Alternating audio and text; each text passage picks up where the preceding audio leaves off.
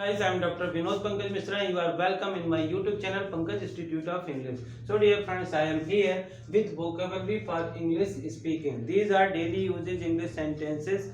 With the help of these sentences, you can start speaking, reading and writing English. So let's start. आज के जो words हैं वो हैं अंगुली फोड़ना, जानबूझकर, या तो अफवाह है, के बजाय, हकलाना, तुतलाना, आपका चेहरा जाना पहचाना सा लगता है, कृपया लाइन में आ जाओ, जानबूझकर, उससे पंगा मत लो, बीच में टांग मत अड़ाओ, पछताओ मत, खा जाओगे क्या, आपने मुझे आश्चर्यचकित कर दिया, और जो होता है अच्छे के लिए होता है। तो फर्स्ट सेंटेंस जो है वो है अंगुली फोड़ना। तो क्रैकिंग द नकल, CRACKING, क्रैकिंग द नकल, KNUCKLE। तो जो नकल्स होते हैं, जो बीच के जो पार्ट्स होते हैं, इनको क्रैकिंग द नकल्स बोलते हैं। दूसरा लिखा हुआ है जानबूझकर, डेलिबरेटली, जैसे मैंने ये जानबूझकर नहीं किया, आई did not do it deliberately, यानी मैंने ये जानबूझकर नहीं किया। और जैसे हम कोई चीज जानबूझकर करते हैं तो उसके लिए डेलिबरेटली यूज किया जाता है। जैसे क्या तुम जानबूझकर आपने उसका दिल दुखाया, did you hurt him deliberately? No, I did not hurt him deliberately. तो इस प्रकार से जानबूझकर के लिए। नेक्स्ट लिखा हुआ है यह तो अफवाह है, यानी कि झूठी खबर जो होती है उसको हम अफवाह बोलते हैं। कुछ लोग जो होते हैं, कुछ लोगों का काम ही होता है कि झूठी खबर फैलाना, अफवाह फैलाना। रियलिटी में कहा जाए तो अफवाहें जो होती हैं वो जंगल की आग की तरह फैलती हैं। तो यह तो अफवाह है, इसको बोलेंगे this is rumour, this is rumour. Rumour मतलब अफवाह। कुछ हियर से भी बोलते हैं, हियर से, इस प्रकार से कह सकते हैं दिस इज र्यूमर। और जैसे मान लीजिए इसका सेंटेंस में यूज करना है, don't trust in it, it is just rumour, इस पर विश्वास मत करो, यह तो एक अफवाह है। This is rumour, this is rumour, you don't take it seriously, यह बहुत गंभीर बात है, इसे आप इसे गंभीरता से मत लीजिए, यह तो अफवाह है। फिर लिखा है के बजाय, के बजाय को इंग्लिश में बोलते हैं instead of, instead of, instead of मतलब के बजाय। जैसे you should speak English instead of Hindi in the class, in English period. जैसे इंग्लिश की क्लास में आपको हिंदी के स्थान पे इंग्लिश बोलना चाहिए। You should take milk instead of tea, tea के बजाय आपको दूध लेना चाहिए। हकलाना, हकलाना को बोलते हैं स्टैमर, स्टैमरिंग, स्टैमरिंग मतलब हकलाना। और लिस्पिंग, लिस्पिंग मतलब तुतलाना, लिस्पिंग। तो डियर फ्रेंड, हकलाने का मतलब होता है जब हम किसी चीज को एक साथ नहीं बोल पाए या रुक रुक करके बोलें तो वो होता है हकलाना। और तुतलाना यानी किसी वर्ड का गलत प्रोनाउंसिएशन करना, उसको बोलते हैं लिस्पिंग।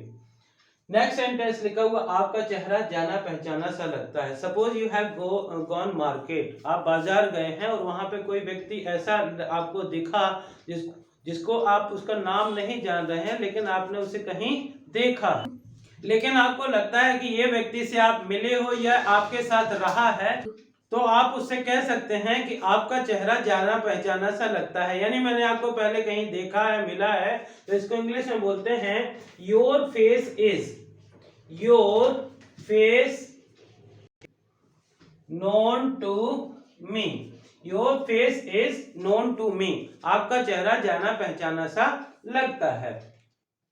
नेक्स्ट लिखा, तो डियर फ्रेंड्स नेक्स्ट सेंटेंस है कृपया लाइन में आ जाओ।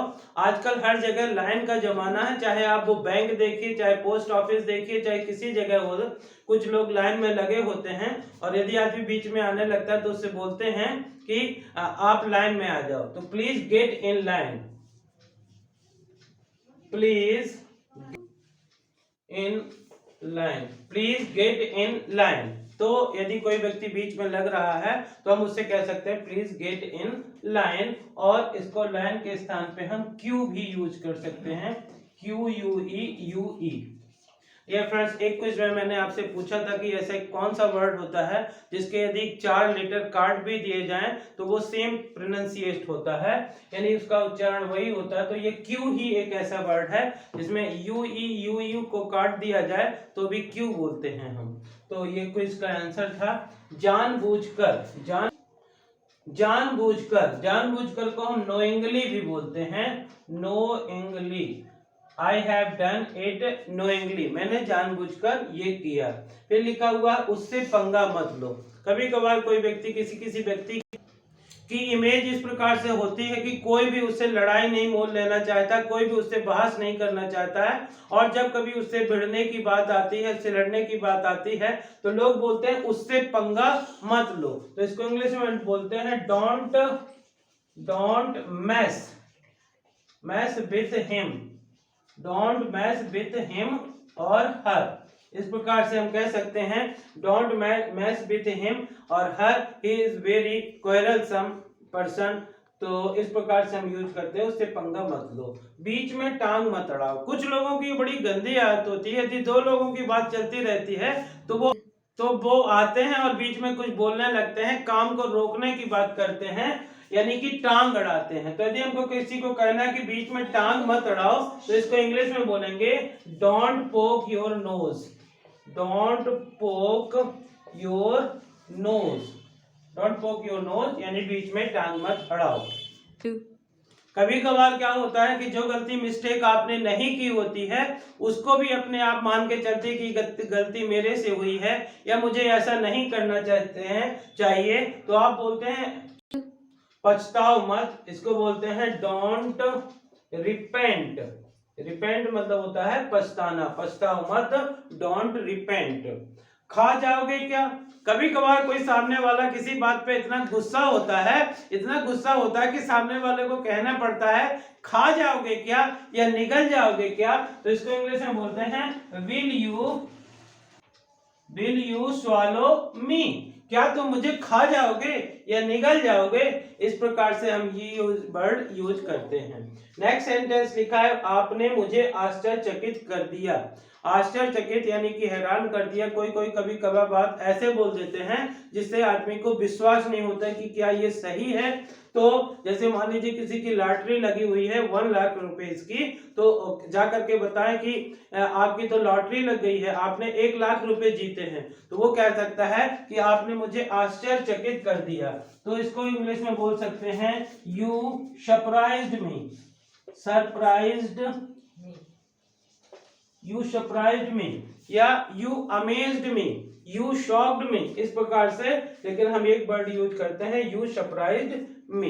ये नेक्स्ट सेंटेंस लिखा है जो होता है अच्छे के लिए होता है। तो जो होता है अच्छे के लिए होता है। आपके इसके पीछे एक बहुत कहानी भी है कि एक बार एक राजा होता है, तो तलवार चलाते समय उसकी उंगली कट जाती है, तो उसका राजा बहुत पछताता है, बहुत दुखी होता है, लेकिन उसका एक मंत्री होता है, बोलता है जो कुछ होता है अच्छे के लिए होता है। राजा को बड़ा दिमाग खराब होता है और राजा उसे जेल में डाल देता है।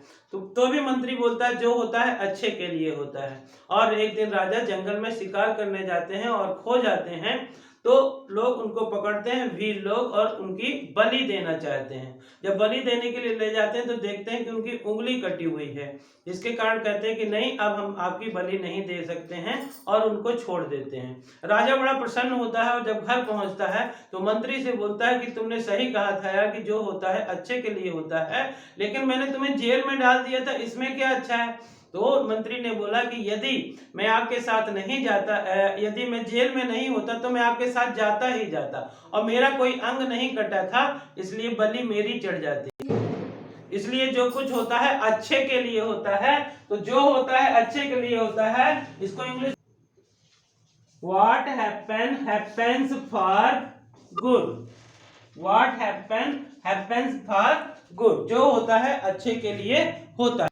तो आज के सेंटेंस है अंगुली फोड़ना, क्रैकिंग द नकल, जानबूझकर, डेलिबरेटली, यह तो अफवाह है, दिस इज र्यूमर या दिस इज हियर से के बजाय, इंस्टीड ऑफ, हकलाना, स्टैमरिंग, तुतलाना, लिस्पिंग, आपका चेहरा जाना पहचाना सा लगता है, your face is known to me, कृपया लाइन में आ जाओ, प्लीज गेट इन लाइन, जानबूझकर, नोइंगली, उससे पंगा मत लो, डोंट मैस विथ हिम और हर, बीच में टांग मत अड़ाओ, डोंट पोक योर नोज, पछताओ मत, डोंट रिपेंट, खा जाओगे क्या, विल यू स्वैलो मी, आपने मुझे आश्चर्यचकित कर दिया, यू सरप्राइज्ड मी, जो होता है अच्छे के लिए होता है, व्हाट हैपेंस फॉर गुड। तो डियर फ्रेंड्स, इसी प्रकार के सेंटेंस, यदि आपको इस प्रकार के सेंटेंस पसंद आते हैं तो प्लीज इन्हें लाइक करिए, ज्यादा से ज्यादा शेयर करिए, और यदि आप चैनल के लिए नए हैं तो प्लीज इसे सब्सक्राइब करिए, बेल आइकॉन को प्रेस करिए, ताकि इस प्रकार के वीडियो जब भी अपलोड हो तो आपके पास तक इनका नोटिफिकेशन पहुंच सके। Thank you for watching.